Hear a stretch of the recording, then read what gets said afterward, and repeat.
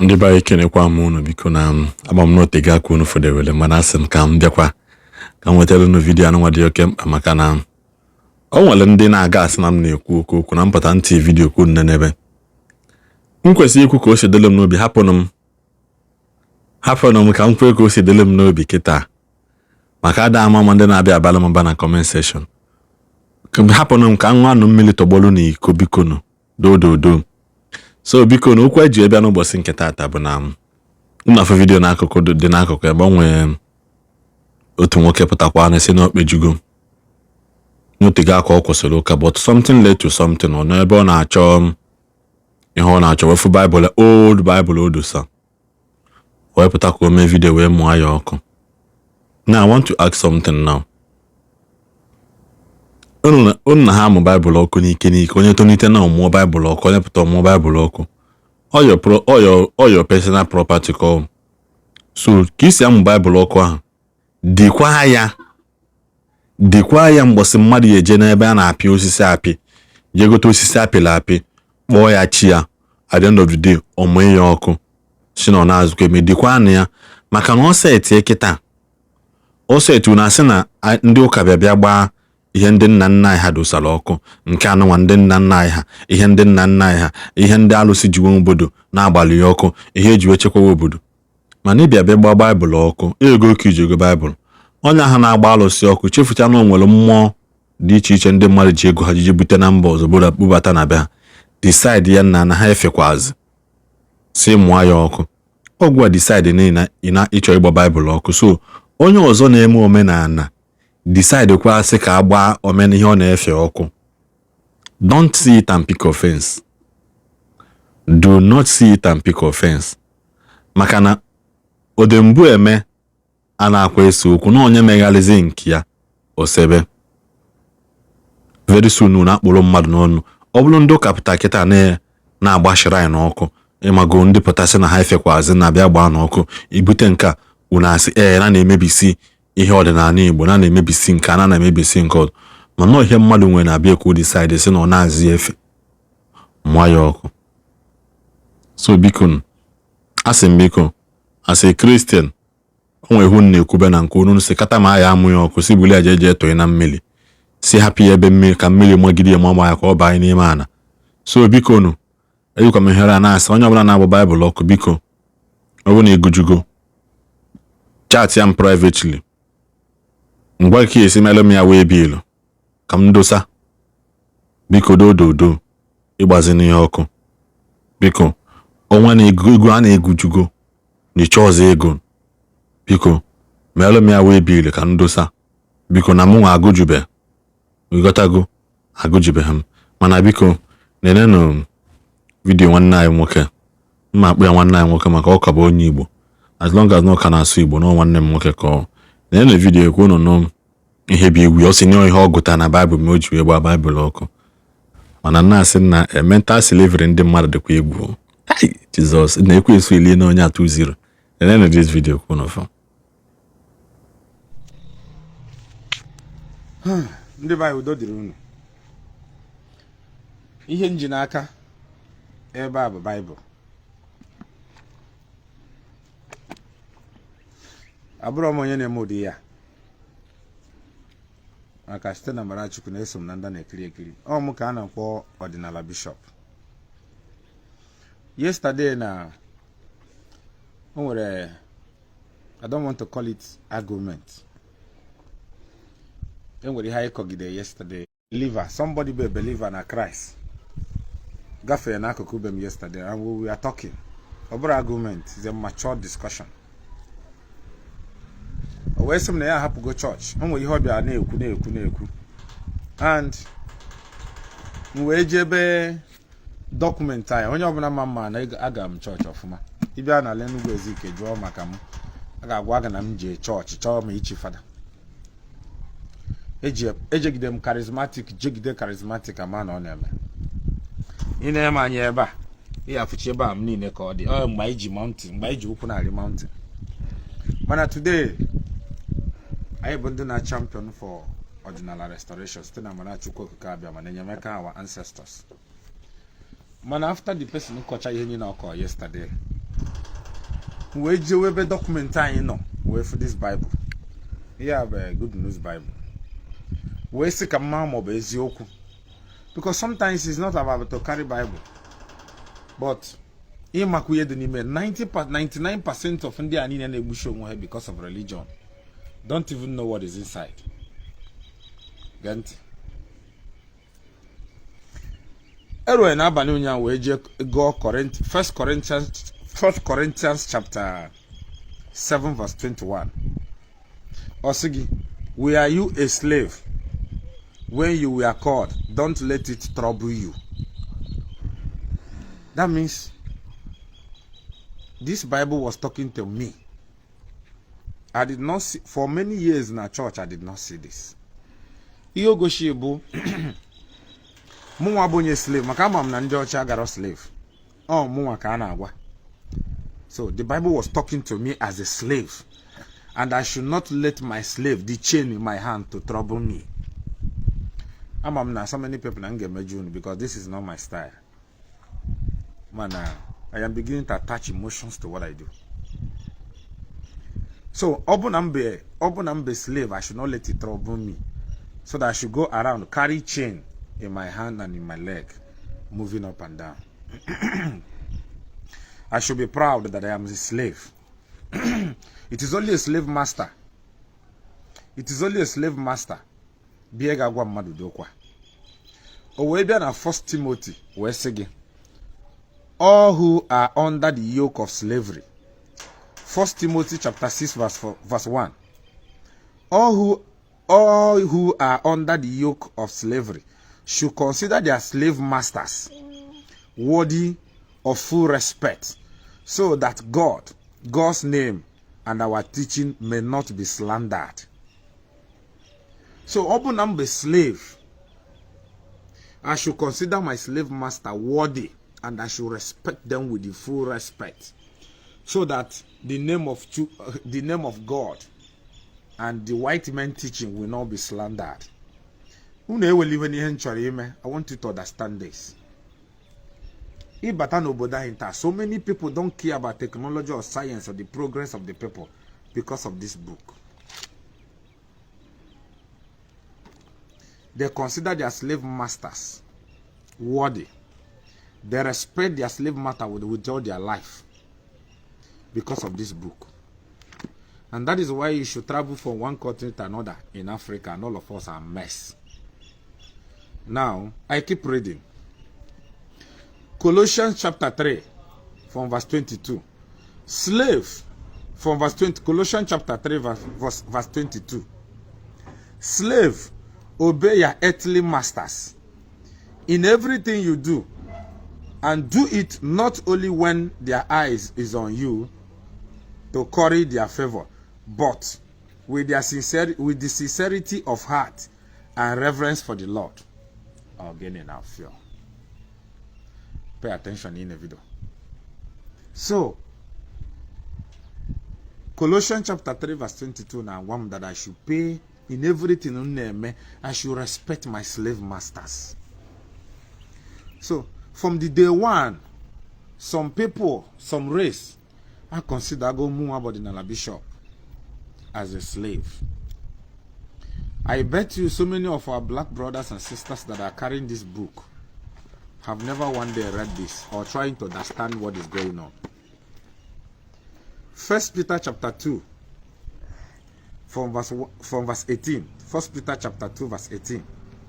Slave, in reverence of fear of God, submit yourself to your masters, not only to those who are good and considerate, but to those who are harsh. Ihe aka God ndị ọcha gwara unu.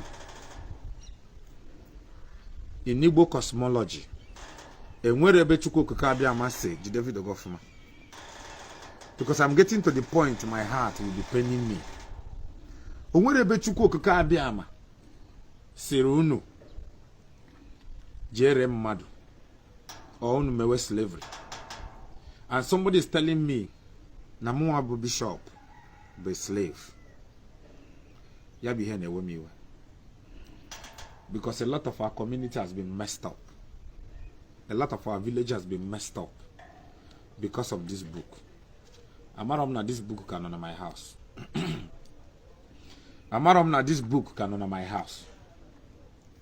And on Abawa Mobi, this is a painful experience that after my 21 years, 27 years, yes, 25 years.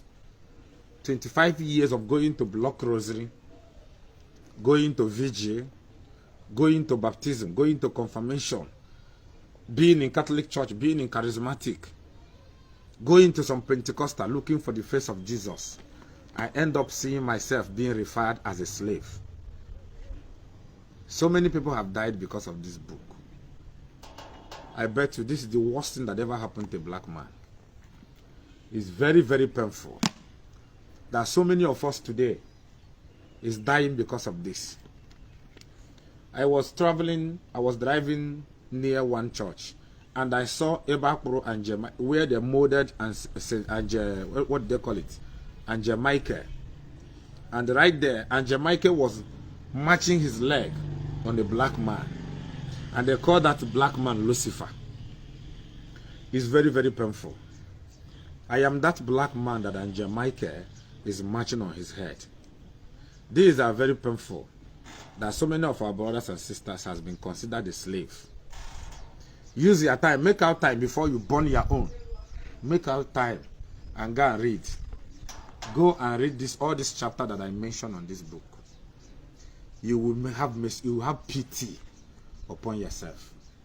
These people has messed our brain up. And imagine you and I passing this book to our children. This is the reason why we are not progressing. Because this book has positioned us to be useless. Even after reading this book, so many of us still have got to go and burn down our ancestral altar because of what you read in this book. This book is not for us. This book is not for us. I wanted to keep this book that I saw in my where I'm keeping my books and my documents. Where I'm keeping my documents. I wanted to keep this so-called book so that all these people that have got to come and preach to me about Jesus or heaven or hellfire, they are so-called heaven or hellfire, I will bring it so that we will argue it very well. But I don't have time for this. Because I don't want my children to grow and have access to this.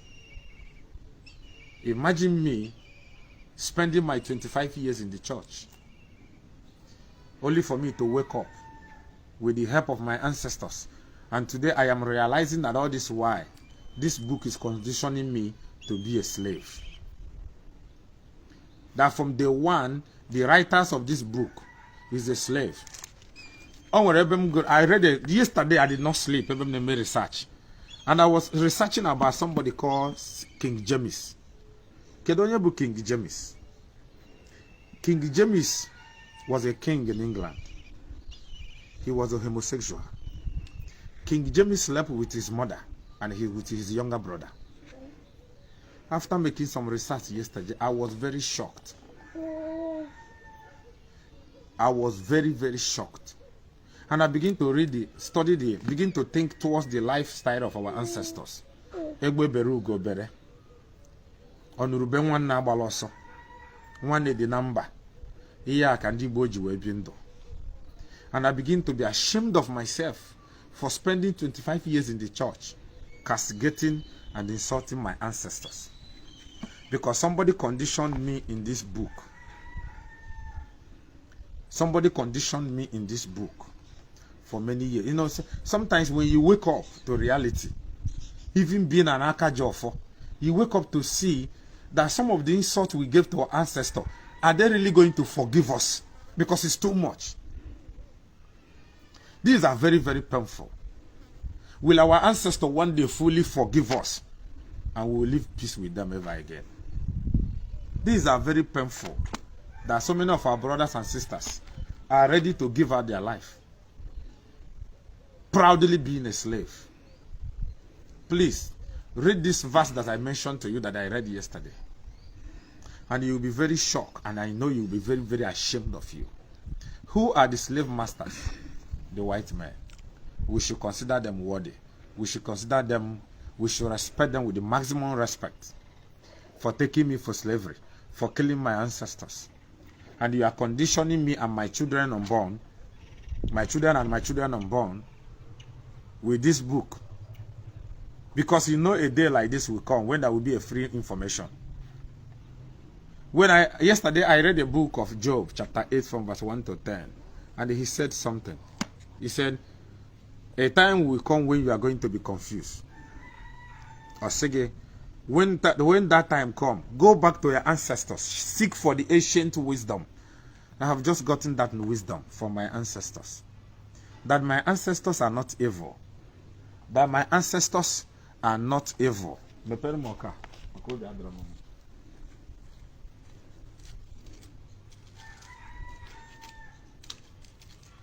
doesn't want it.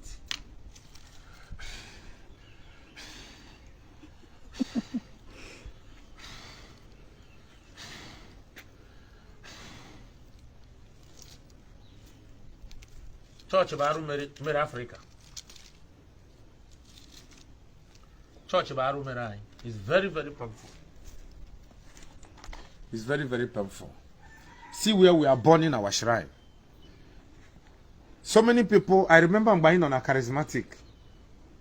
I was a prayer warrior in charismatic. I know how many deities we went and burned down, even not because of the help of my grandmother being an Ezeaku there.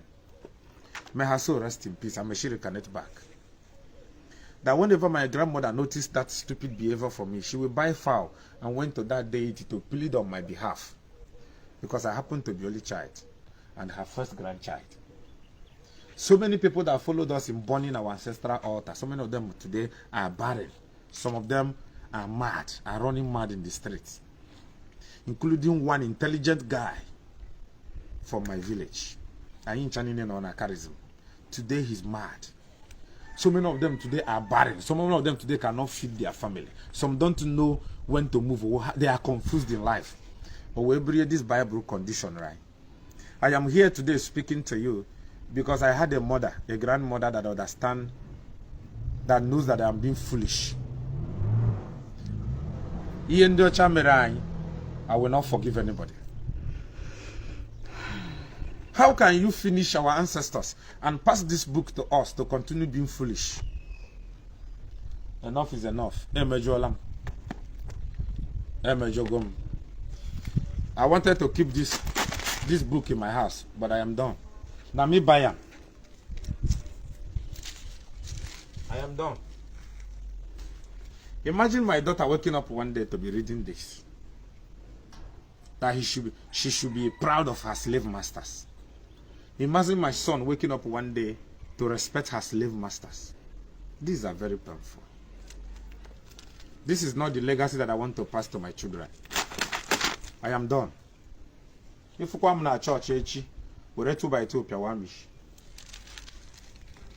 And I am sending it for all these people that are coming to invite me for wedding, to invite me to their church festival. You don't do. I normally come because I believe in humanity, but from today, I not do again.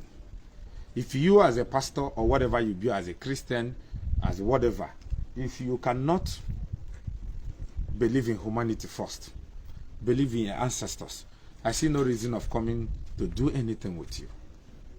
Humanity first. Humanity before whatever you believe. But if you still see me as a slave, I see no reason why me and you should have anything to do. I consider you as a master. So, as a master, Master Agawa. I didn't know that this book is in my house. I didn't know. Oh, I'm not gonna be the document, I am done. In African spirituality, in Igbo tradition, Igbo madu be taboo. Iwaji be taboo. Sleep with somebody's wife is an abomination. Killing of your fellow human being is an abomination. Taking what doesn't belong to you is an abomination. Do you know that even lying to your fellow brother or your sister is an abomination? If you near the evil and they allow it to happen to your brother or your sister, you are committing a sin. It's an abomination. It's very, very painful that we have abandoned all this thing in turn landing because of this book. I don't blame you that are carrying this book up and down. Because the same way I was conditioned to buy this book years ago, I had this book then about 5. The same way I was conditioned is the same way they condition you, and they are still conditioning you. It's very, very painful. I am done. You know, I am one of the preachers that are very, very considerate. But reading this thing yesterday, where somebody that doesn't know me or I don't know is still regarding me as a slave, I am done. This book is not worthy to be in my house. I see no reason. My ancestors did not kill anybody. My ancestors are not evil. Focus on what you are doing, I beg. My ancestors are not evil. My grandfather my great grandfather comfort. May their soul rest in peace. My father, they are not evil. I had a book. If you begin to go by the research, King Leopold of Belgium, there are a place in Congo where we almost 13 million people. The Belgian people are not suffering. My father did not kill up to 10 people. My father did not kill 1 person. And you are considering the holy men, the noble men, our ancestors, as an evil because they condition you with this book. I am done. I wanted to keep it so that I will show my children when I was feeling myself in the church. I am sorry for them, so many of you that will be disappointed. Ọmenala. And I wanted to keep this book. I'm still buying on a church, but it's not worth it. This is a slavery book. I am done.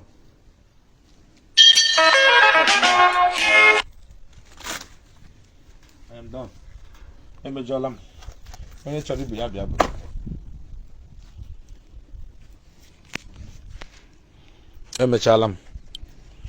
I am done. This is very painful. This is very painful. Before you judge me because of what I do, before you judge me, please go and read this chapter that I mentioned here. Before you judge me, go and read all these chapters that I mentioned here. I am not a slave, and I can never be a slave. Without the rule, in Igbo tradition, Igbo abụrụ omenala. Igbo mmadụ abụrụ omenala. In Igbo tradition, Igbo abụrụ omenala. Ikecha karaka mmadụ abụrụ omenala. In Igbo tradition, I am done. I am done with anything called Christianity. See, I am still, you know, I was a hardcore charismatic. I still going to go and search my document to know if I will still see another Bible there. I am going to search more. And if I see another one, this thing need to get out immediately. I need to sanitize my house. Chapter after chapter from 1 Timothy.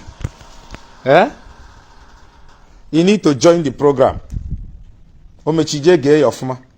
Just look at 1 Corinthians chapter 1 from verse 7. 1 Corinthians chapter 7 verse 21.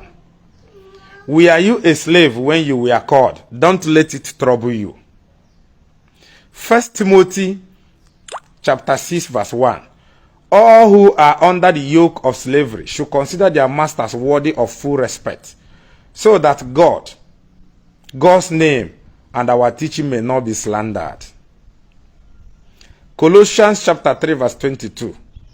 Slave, obey your earthly masters in everything, and do it not only when their eyes is on you to carry their favor, but with sincerity of heart and reverence for the Lord. 1 Peter chapter 2 verse 18. Slave, in reverence fear of God, submit yourself to your masters. Slaves, in reverence fear of God, submit yourself to your masters, not only to those who are good and considerate, but also to those who are harsh. These are very painful.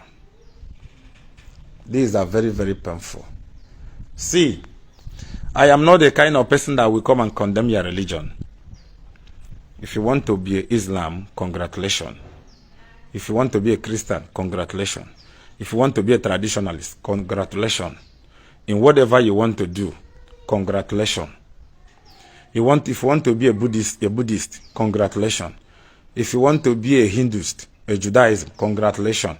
But one thing I am sending to you as my brothers and sisters is, earlier the better we begin to understand that it is about humanity first. Humanity first. If you consider your Bible or your tradition more important than your fellow human being, you are not a matured man.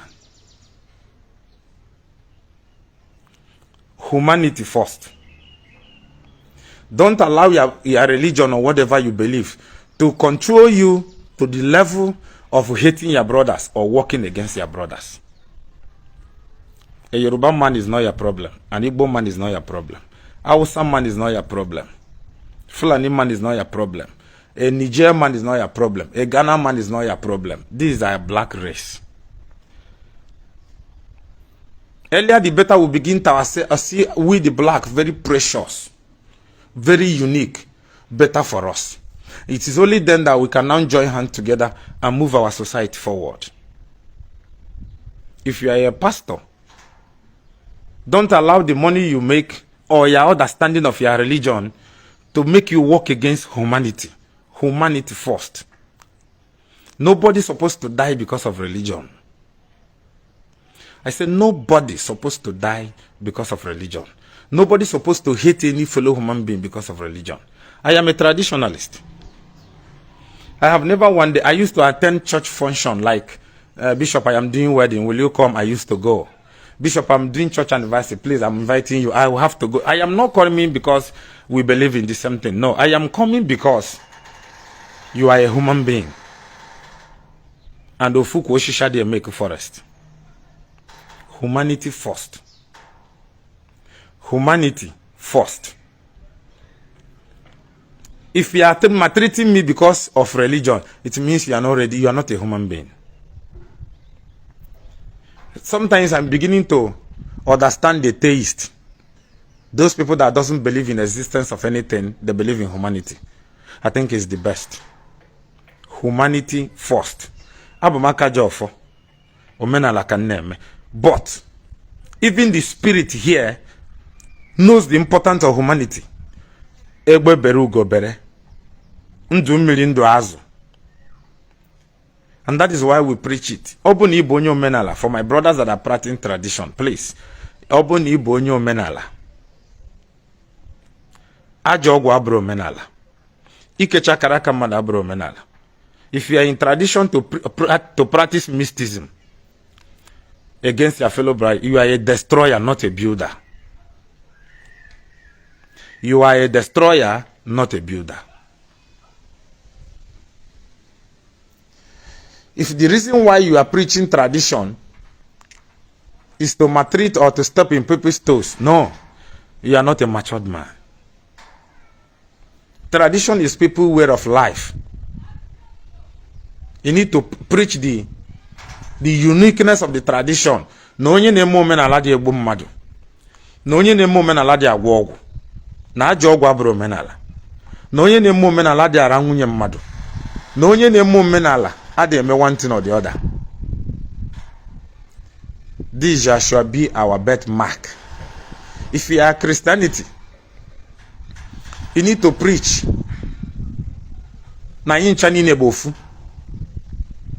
We are brothers. We are sisters. And everyone a penum, it should be penning you. Makandi Igbo mana to esna kuzora iwe na Ọmenala. If you are eating 3 square meals a day and I am not seeing food in my house, that is not justice. I'm sending all this message to my fellow traditionalists. Anywhere you are. Don't hate Christian. All of us we are there. Don't hate anybody. Keep your hands clean. Ụwa anyị bịara bụ ka anyị bie ya ka ọ dịrị anyị na mma. Ife eziokwu kwuo nke bụ eziokwu. It doesn't matter who will be hurt, because at the end of the day, even the person that your truth is hurting will appreciate you. So for all my pastor's friends, as a matured man, religion should not divide us. Inu na agụ na Enugu. Megu nwere nri na Anambra, sị m bịa bụrụ nri. Inu na agụ na Anambra, me nwere nri na Enugu, sị gị bịa bụrụ nri. This is how Ndi Igbo ji wee bi ndụ. All this allowing religions to divide us, it doesn't make sense. I remember in the olden days, mgbe Ndi Igbo na-eme nwanne. Mgbe Ndi Igbo na-eme nwanne. I am not judging everybody, please. I'm not judging anybody. Yesterday I was making a research and I saw something that provoked me into doing what I do. I'm a quiet type. Muna mmadu, since mbido mewo Omenala, muna mmadu enwenu be problem. That is me. So many of you in the game today might ekeboni imara onya na Ọmenala bishop. Muna mmadu adi enwe problem. Aburo monye chor fame. But I read what I read yesterday. I was very shocked that for 25 years that I have been carrying the Bible, I never know that the Bible is considering me as a slave. Oh, na gebe document no. So obu ni Igbo onye Omenala. Three things ka ga jiwe. Onye Omenala ga be somebody na control his mouth. He ga control your prick, your emotion, your feelings. He control akpuri ogologo. Because we are here to serve humanity, not to destroy humanity. Do you understand? We are here to serve humanity, not to serve. I called some of my pastor's friends, Bia Bruno buy bra, and they don't want to carry, and that's why I burn it. I remember yesterday night I was crying because I remember so many shrines that is there for justice, equity, and fairness that our ancestors used in protecting our land, that we followed church and went and burn by on a charism because they brainwashed me. He burnt a lot of shrines na bai. When the Reverend Father that I burnt a lot of shrines, better na family could share a lot of things. This is not war. Every now and then, is that Ndi Omenala bajo mother. No, if you divide us in religious line, who is there? Who is going to be taking care of this land? We see some mess, some people near me, Mandi 1 or 2 na mechenka. But then, because we are brothers, I now have more Omenala for me to be hating anybody. If you ask my Yoruba friends, they know me. When I did my festival, some Yoruba friends gave me a lot of money to support my festival. That is how I see life. Humanity first. In as much as sometimes we don't get the favor in return, but then the good things continues. That is why we are here. So open in a Omenala. Omenala abro in a mero Omenala abro kibre millionaire. Onwero religion promise millionaire. But the fact still remains, as far as you are in a Rubere and Tona Laben Nagisi, the land of your ancestor will bless you. Mbain on a Lagos. I saw a lot of young men that is going after somebody's wife. Now, the question we ask them today, we keep asking is, going after somebody's wife or chasing after somebody's wife, is it allowed in your tradition, in your land, in the land of your father? No. So why are you doing it? Shedding innocent blood, is it allowed in the land of your ancestor? The answer is no. So why are you doing it? Taking what doesn't build up in it. So whatever you are doing, understand this. Onwere alusi no n'ala Igbo that is supporting evil. Enwere alusi no n'ala Igbo that is supporting evil. Enwere alusi no n'ala Africa that is supporting evil. So many people need to understand there's a difference between agwu and alusi. Oh, kedu na akpọ mi ha man no life. Oh, agwu ka ndị mmadụ ji egwuo we na-eme one or two things. Alusi ọbụna stand for justice, equity and fairness. Onye ọbụla na-eme ajọ ihe mana ya na-alụsị nwere business. That is Omenala.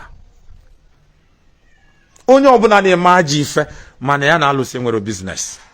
That is Omenala. Onye ọbụla na-eme ajọ ife mana ya na-alụsị nwere business. That is Omenala. Alusi stand for Alukusi. Arukusi. Igbo Nsoka na akpọ ya mmụọ. It stands for justice, equity, and fairness. For the betterment of humanity. Any spirit that is leading you against your fellow human being, that spirit is not a genuine spirit. Obu ni bụ dibia, mana ị ka na-agụ oke ọgwụ, agwa aja ọgwụ, man ọ bụrụ tradition ka ị na practice. Man ọ bụrụ tradition ka ị na practice.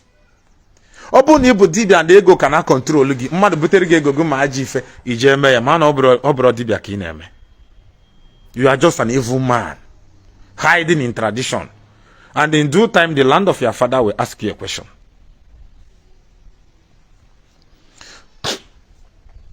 I have woken up. I don't want to be answered a slave anymore. I have woken up so many years ago. But can you imagine that for 25 years in the church, even after carrying the Bible, I have never one day come across these verses in the Bible. Sit down and read it and ask yourself a question. Does it worth it? Chinese are progressing today. Are they progressing because of Bible?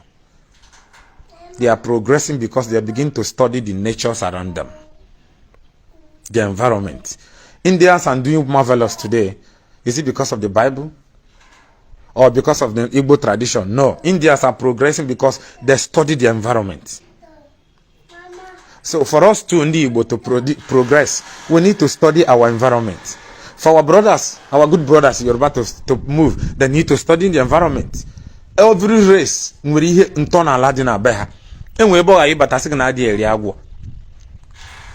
need to ask a question, why in a agwu?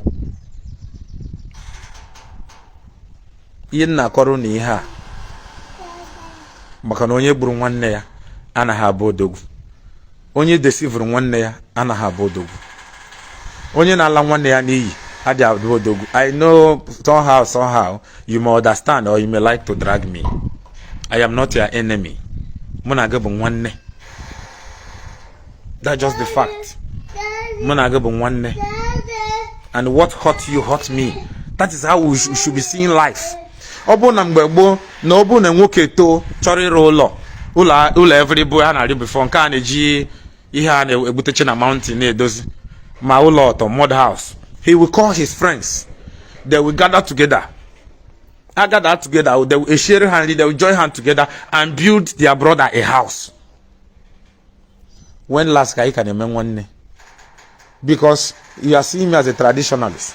The other person is seeing you as a Pentecostal. The other person is seeing you as a Catholic. The other person is seeing you as a Anglican. The other person is seeing you as a Jehovah's Witness. Anyị ncha bụ ụmụnne. Anyị ncha niile bụ ụmụnne. I am done with all this nonsense. Ebe ọbụla ị nọ, why we are doing tradition is abroad because na ya akarika. You need to understand this. Religion ọbụla dị important na ndị nwe ya. Every movement dị important to ndị nwe ya. You cannot go to India and tell them that Igbo tradition are better than their own. And we won't allow the India to come to our own and tell us that their Hindus is better than our own. Nkonye dria. Nkende dria. But humanity first. Humanity first. All the pastors are our brothers. All the reverend fathers are our brothers. But you see all these things. All these things are in there, man. Sorry. You see all these things are in there, man. And you brew church in Ishi. Now fight on why. It doesn't worth it. It doesn't worth it. I'm being honest with you. It doesn't worth it. Asking na mmadụ na ayo ya ka atọrọ ya ego. It's not ndị Omenala. Onye ahụ be your brother before Omenala. Or it's not onye church. Onye ahụ be your brother or your sister before the church. This we must understand for the betterment of humanity, for the betterment of Ali Igbo, for the betterment of Nigeria. If we will continue to see ourselves like this, I assure you, even within the family, we will be divided. And that's what the slave master wants. Oh yes. Because in their eyes, we are the slaves. Yenna go nubo, chuku goziunu. ebe ọbụla ifuru onye Igbo ma ọ ya fellow black ma anọ nwanne gị dị ya. Enwere ụmụnna anyị ndị amụgo na Ghana. In years to come, they will become a generation there. They will form their own lineage there. Gonna have that tomorrow is in Yamara. Yamana ụmụnne ndị Yoruba jụ n'ala ma ndị ba jụ n'ala Yoruba. So humanity first. Humanity first. Ihe anyị na-emere omenala na be anyị is to make sure we don't defy the principles that governs us. That is why we do tradition by obodo ọzọ na-eme nke ha to make sure na ntọala be nna ha they don't defile it, they don't go against it. Maka na aja na-etigbu mmadụ. Ihe na-emere omenala bụrụ ka ibure millionaire. Ihe na-emere omenala bụrụ ka ibure billionaire. But the fact still remains that as far as that whether mi bụ onye omenala ma onye bụrụ mana ị na-erubere ntọala be nna gị isi, aja na be nna gị ga-agọzi gị. Omenala is about sacrifice, not about charm making. For so many people that go and be importing charms everywhere, you go to India, you import charm. You go to China, you import this. You go to all these are foreign powers. That is not tradition. Here have brought tradition. No, including number beyond a year and barley or the bend this rike Ndi Igbo kurokwa. And I must you know. After reading the Bible yesterday, it doesn't worth it. Normally, I would have just do this thing without even videoing it. But I wanted to read this thing for all of you to see. It doesn't worth it. It doesn't worth it. It doesn't worth it. So, you know. So many shrines. Many days ago, know that it was church people that burnt it down. It was church people that burnt it down. It was church people that burnt it down, burned the shrine down. Ojeta in Nigeria today, it was church people that burnt the altar down.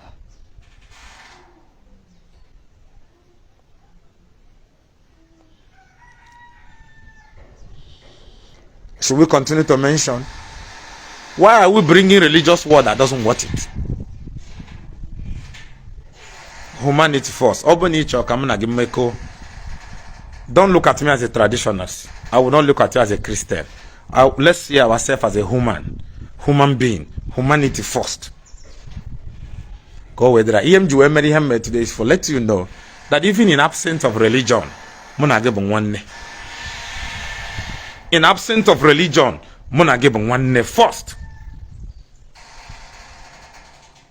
And because if that will tear us into pieces, that thing doesn't worth it. Alusi ka nne jealousy. Mu abodinala Bishop West Koba. Igbo ogwu abụrụ omenala. I have tested for many years. I have tested and see. Igbo ogwu abụrụ omenala. I am being honest with you. Go back to your village and pay attention to ndị niile gworo oke ogwu na village. Watch their children. You will see Ishi ha ncha niile na mariri. Igbo ogwu be provoke nature. We are not here to provoke nature. We are here to appease nature. When we are at peace with nature, in return, that will help the hand of what we do, our handwork. And we will prosper in the land that our ancestors left for us. Not in a foreign land.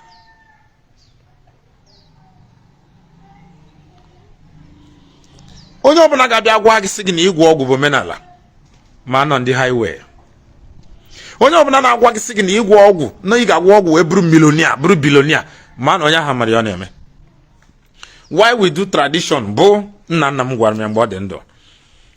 As far as na ị na-erubere aja na be nna gị isi, ndị nna nna gị sigara ale nwunye mmadụ, you don't do it. Ha si ga-egbule mmadụ, you don't do it. You don't destroy, you build. Ha si ga-eweli ihe na-abụrụ nke gị, then he kept it holy. In return, aja na be nna gị, even whether me na-achụ aja ma dị achụ aja, one way or the other, aja na must remember you for keeping the law.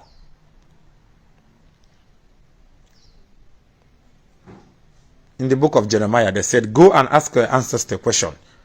What I gave to them, the law that I gave to them, so that you'll be able to live in peace in the land that I gave to your ancestors. But today, we want to chase our ancestors away because of religion. Does he want it? Ụmụaka m na-emeche wedding na church based on nwunye ha sịrị na ya ga-eme wedding. Eje na church eme, I will attend. Ana m eje ebe because I like it. Ana m aga ebe because that person na-eme ihe ahụ bụ my son. Anyị chabụ nwanne. Let me shock you. So many people that supported this our last festival, Nenugu Ezike, most of them we are not traditionalists. But they understand that what we preach is the truth. Alusi ahi neja aboko. Owunu go mbosharu si sigire mmadi ibe na slave. The answer is no. Owunu go mbosharu si support injustice. The answer is no. Arusi ahi gbara ọkụ. Owunu go boshi furu ogbo onye aka ya dị ọcha. The answer is no. Because Alukusi stand for justice, equity, and fairness. Ogbu mmadụ mgbe ndụ na-atọ ya ụtọ ma ọ bụ na ị na-atinye aka n'ihe ọjọọ. So why are you burning it down? Why are you destroying it? Amam today will bitter so many people. But whatever I did was, how can you tell me to consider my slave masters worthy? Now the question is, who is the slave master? How can you tell me to be submissive? A slave should be submissive to their slave master. Who is the slave? Mumwabodinala Bishop. And who are the slave master? Is it God, their white man God? Is it Jesus? Or is it the writer of the Bible? Who is the slave masters? That I want to know. It was so many of you left the teachings of our ancestors. Egbe beru gobere. Onurubema na baloso. Ndu million de azu. Nwane de namba. Anyukoma million obo fofo. These are the proverbs from our ancestors. So many of you don't want to read the meaning into this proverb. That is why we allowed ourselves to be scattered in religious line. Abu monye Anglican, abu monye Catholic, abu monye tradition, abu monye Hindus, abu monye Buddhism, abu monye Islam. This is not why we are here. And because of that, different doctrines being lumped into our brain. That is why Ogabila Tazana village you Jonah Togi. If Tazana village the all mark and use poison. Igagwam ni ni name again ala Nigeria. No brown within us in the madneme. If we continue the way we are going in Africa, do we still have up to 50 years to enjoy this place? Somebody will go and get a charm, poison. And look at it, there is fellow human being. For hours, for days, planning it without a change of heart. And you will poison somebody. You will be happy that you poison the person. Maybe eventually the person will die. And you will be so happy.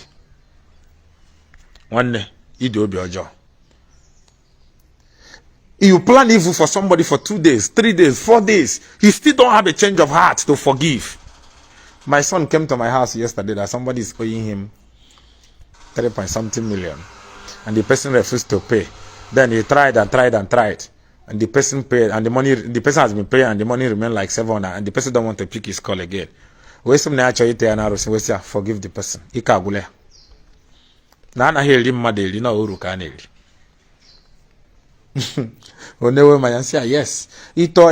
now. At the end of the day, maybe next 10 years, in 15 years, it may be the children that will go and suffer for it. Sometimes we that understand what justice is all about, traditionally, it may apply. Because when you can go and undo, and at the end of the day, the children will suffer. It is we that will guide the person to make sure we secure his own children. They're useless. You see, the reason why every race wants to make sure that the doctrine that is being given to their children is the one that comes from their land. But here in Africa, everything goes. Everything goes. Onye nke anamu maka Jesus, nke ọzọ namu maka Muhammad, nke ọzọ namu maka Buddhism, nke ọzọ namu maka African tradition, nke ọzọ namu maka Catholic, nke ọzọ namu. At the end of the day, these are families will come together with different doctrine, different ideology. We will become confused, and they will think family will move. So when you see us championing the restoration of African spirituality, it's not because we hate those that are doing it. But the doctrine that are given to you is strange to your existence, to the land of your ancestors. That is why we do what we do.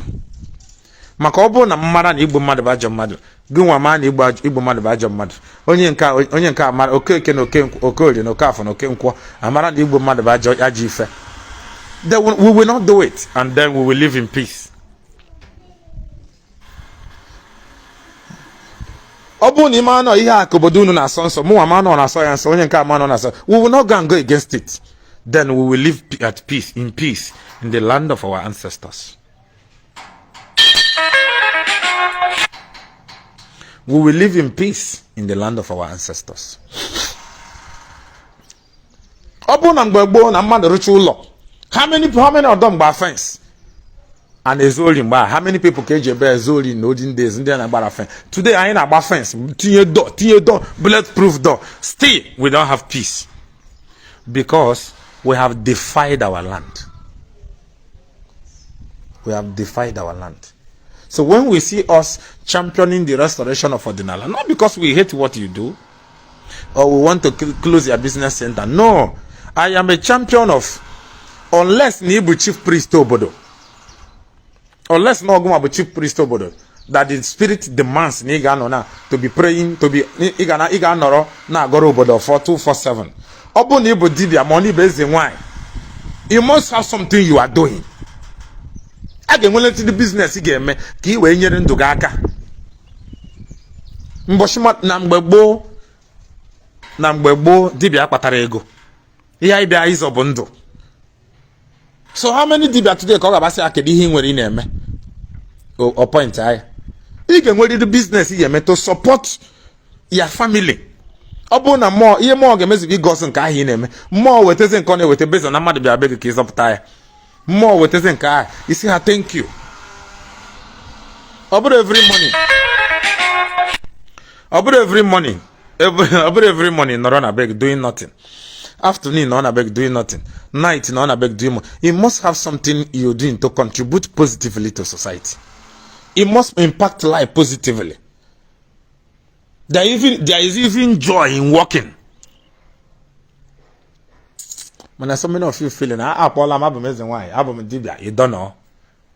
Igbo chief priest, chief priest gone on one place 247 doing nothing because he's there making sure that the land of his family, the spirit of the land,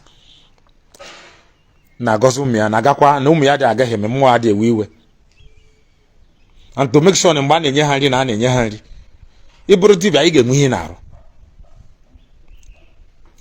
manu na amarazo ya ka ọ na-abụ mmụọ kpọọ gị oke nọ ije buru oke ọgwụ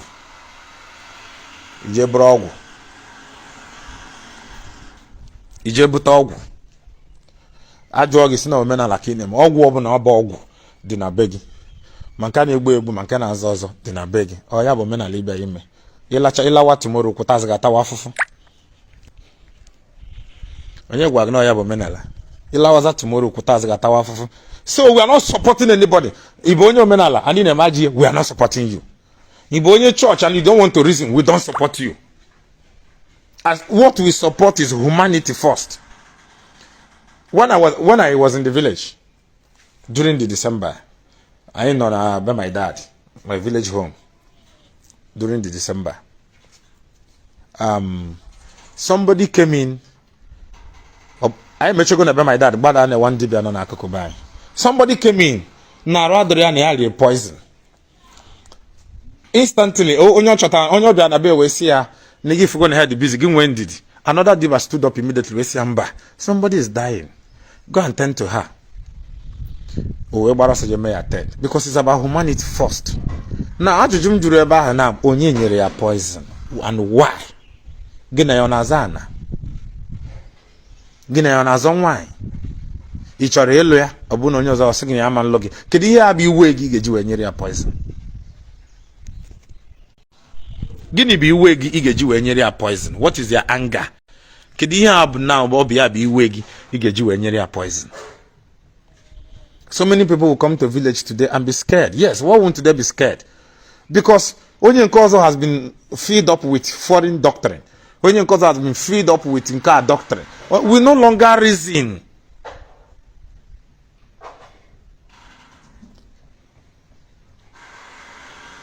when you see so many people so many women want to disrespect their wife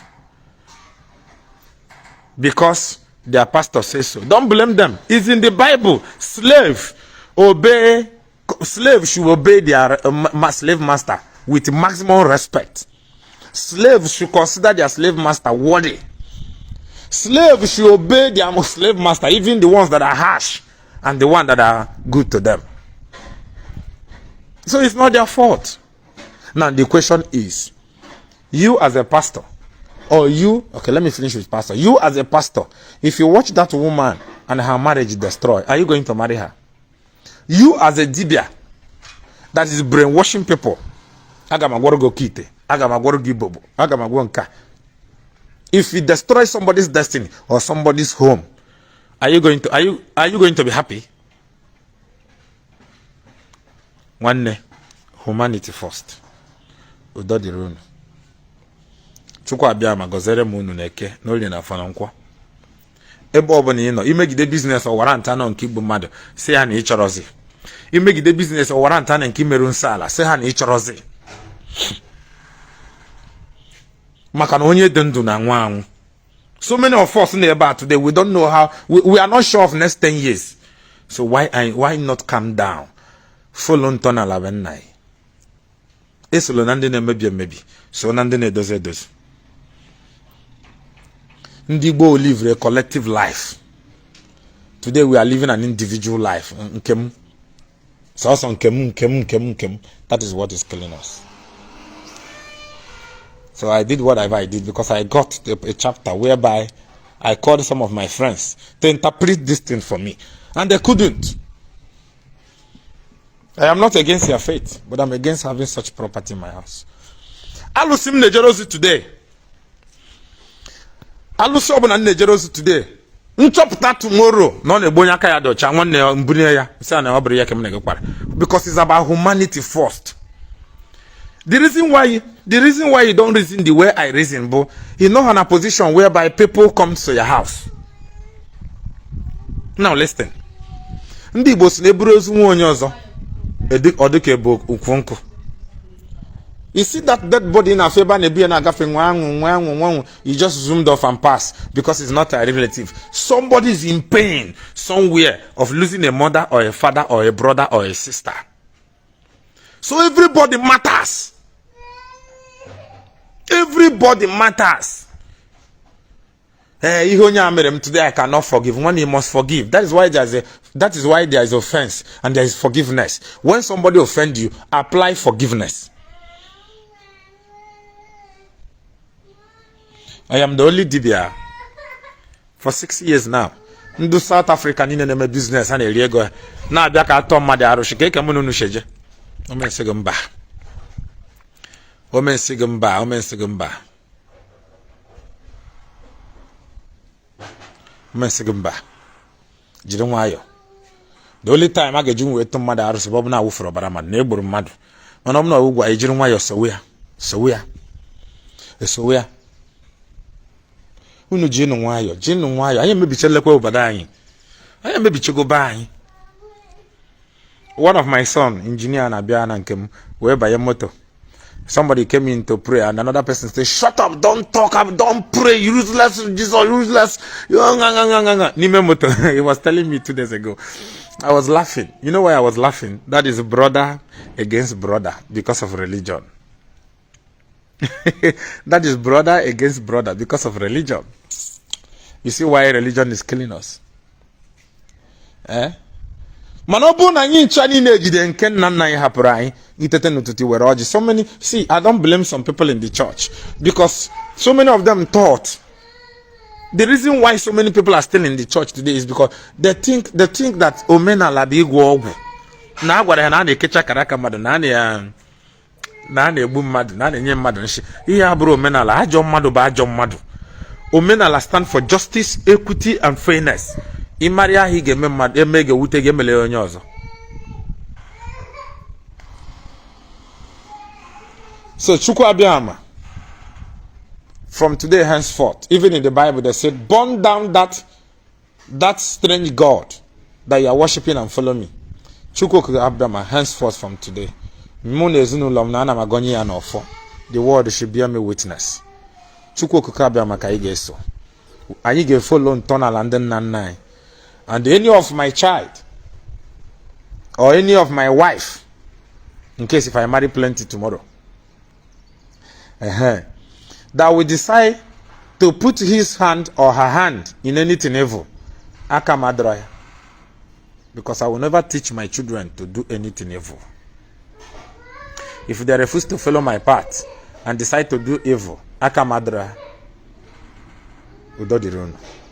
I have decided to follow the gods of my ancestor. When you read the book of Acts of Apostles, Paul said something. I can no longer lie to you again. I think Acts of Apostles chapter 14, if I'm not mistaken. He said, Paul said something. I want to let you know, my brothers and sisters, don't think that I'm worshiping the gods that other people think that I'm worshiping. I want to let you know as my brother that I'm worshiping the gods of my ancestors. That's what the Bible said. Paul said, I am worshiping the gods of my ancestors.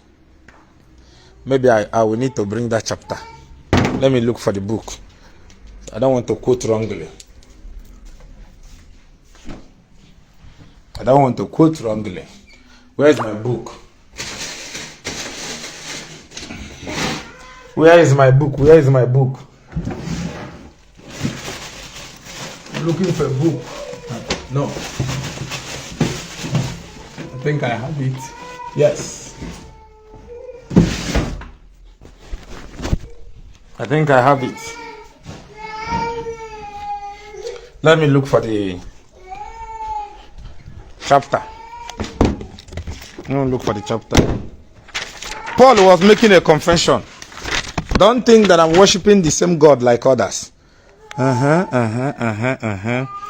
of Apostles chapter 24. Act of Apostles chapter 24. From verse 14. Paul said, Paul confessed. And he said, my fellow brothers and sisters, don't think that I'm worshiping the God other people think that I'm worshiping. I want to let you know that I'm worshiping the gods of my ancestors. That's what Paul said in the Bible. From today henceforth, Obu no obi m na-eje so mmụọ m niile m na-ejere ozi na ọ dị 10%. Achọrọ m ka m mee increase to 40%. Maka chọfụtago m na ụzọ ndị nna nna anyị ha ka mma. Nna nna anyị ha worship, follow the spirit. Though in Igbo tradition, Igbo cosmology, we don't have the word worship. Ihe anyị nwere in Igbo cosmology, communion. Worship and communion are not the same. Mmekolite ka anyị na mmụọ na-emekọta, anyị na-agọ mmụọ. Anyị gọ mmụọ, inye mmụọ nri. We don't bow down to anything. So, I have today decided to follow all the gods and goddess that our ancestors communion with. So if you don't know, I have made it officially open. From today henceforth. Ọmenala Bishop. Ma, this is our stand.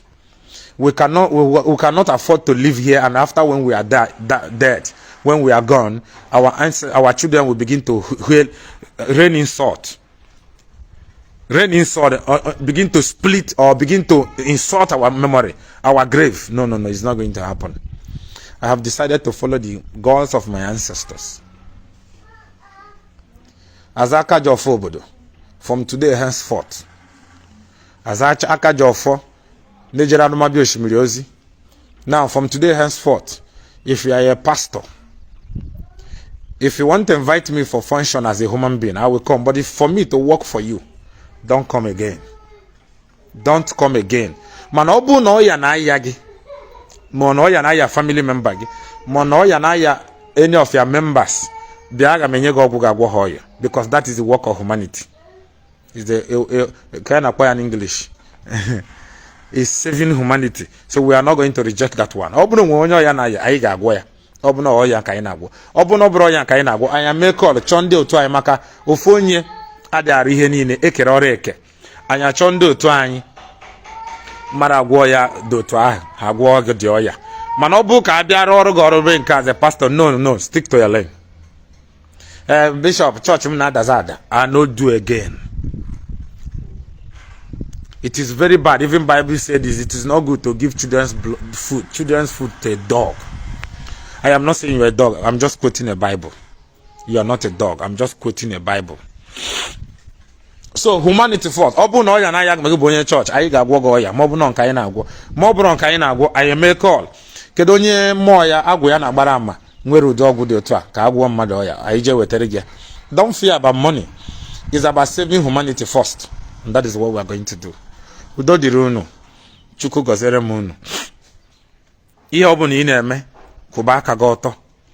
Ya tinyela aka n'ọbara. Ma ọ bụ na itinye aka n'ọbara, laa na be nna gị ji ịkpa arụ maka ụmụaka gị. Ji ịkpa arụ. And change from that bad ways. Na onye gburu nwanne ya anaghị abụ odogwu. Onye na-ekecha akara aka mmadụ anaghị abụ odogwu. You know the funny thing, so many of you that are practicing all this diabolical act, you don't progress. And even if you are progressing today, well, let's watch your children. They are going to be useless in the land of their father. Because the covenant in our land will not allow the seed of an evil man to grow.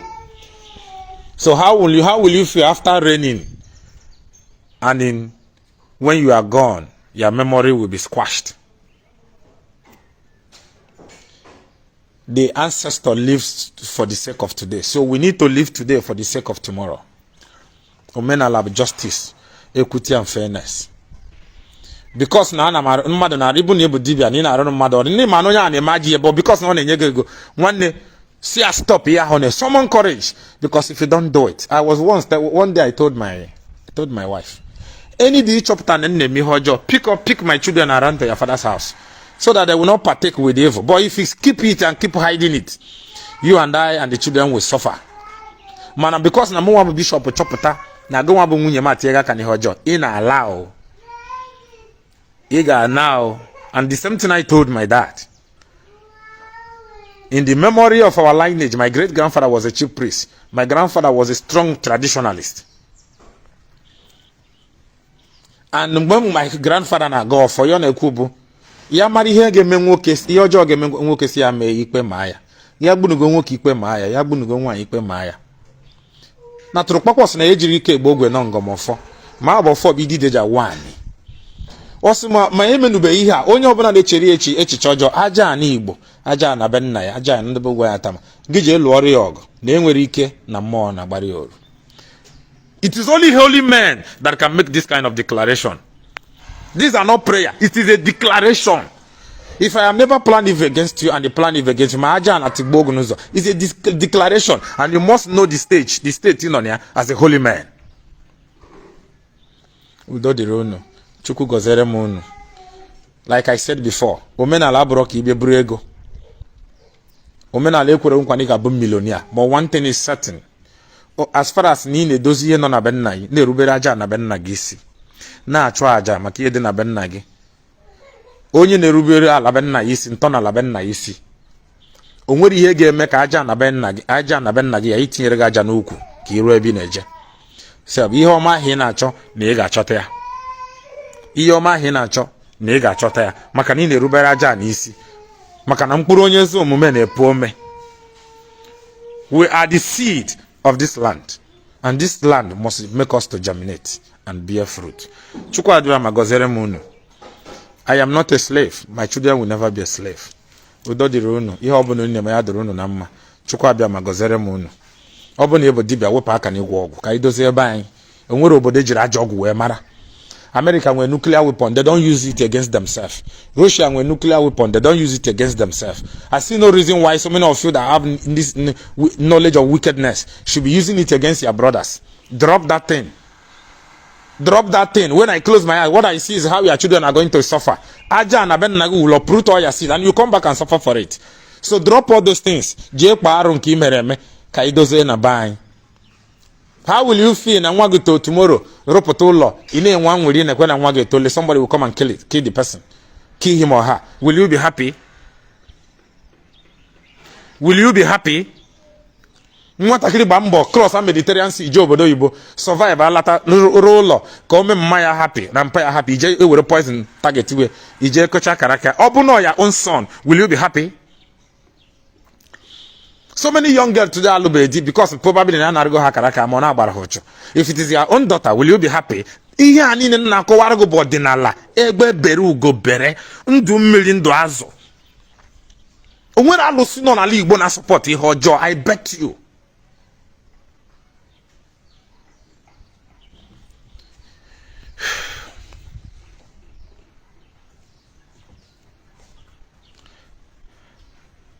When you say enemy, anyway, I don't want to debate. When I say humanity first, does not mean that you will throw it is the will flow. Because if love is attracting the positivity around you. N'ifu ihe bifu mmadụ ibe gị n'anya abụ n'ifu na ihe ọjọọ ga-emonye stop adị ihe ọjọọ. Ekwuchala m udo dịrị unu. Ịghọta m mụnwa ghọta gị ifu na o nwere onye ga-abịa enemy. Hapụ aja na ka ọ lụọrọ anyị ọgụ. Ọ bụ na mgbe gboo while you are sleeping the spirit is moving around guiding us. Mana today unu chọrọ iji aka unu rụọ ọrụ mmadụ rụọ ọrụ mmụọ. So nubu ndị akpoju onwe ndị kpojuru mba aka once ajide mmanya ga aka na-enyele gị ihe adịrọ mma ọ bụrụ ihe anyị bịara ime. Ma ndị okite ma ndị bobo ma udo akọ mmiri all these things will fizzle away but alụsị will remain. Ntọala be nna gị will remain.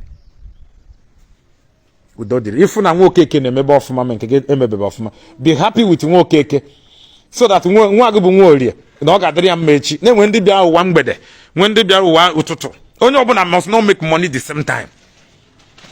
The same way all of us cannot die the same day. It's the same way all of us cannot make money the same time. Humanity first, and don't allow stray foreign doctrines to brainwash Ntọala be nna gị away from you.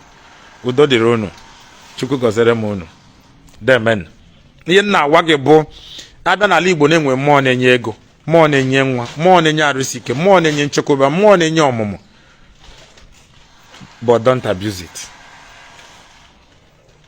Na ihe ọ bụla ị na-eme ọ bụrụ na ọ na-abịa gị isisa ego money for ọwagwụ ego ka ị chọrọ ịgwọ onye ahụ ị na-eme ka mmụọ ga-abịa nye ego oke nke ị need na ọ bụrụ ihe ị chọrọ. There's a difference between your want and need. Amarụ ka m ga-esi wee kọwara unu. O nwere ego ga-abịa nye gị today you will not sleep again. O nwere onye mmụọ nọ n'ala Igbo ga-ala ka ụmụ ya nwụọ ọnwụ ike ọ ka lead ụmụ ha stray. Humanity first. Udo dịrị unu. Chukwu gọziere m unu niile. Ụwa mara unu mma. Ka idoza alaba anyị. The positivity that will be flowing from us will touch other neighbors. Ha we doze ebe ha. That is how we heal. Maka anyị ncha niile vu wound n'obi. Ụwa mara unu mma. Aja na Igbo gọziere m unu.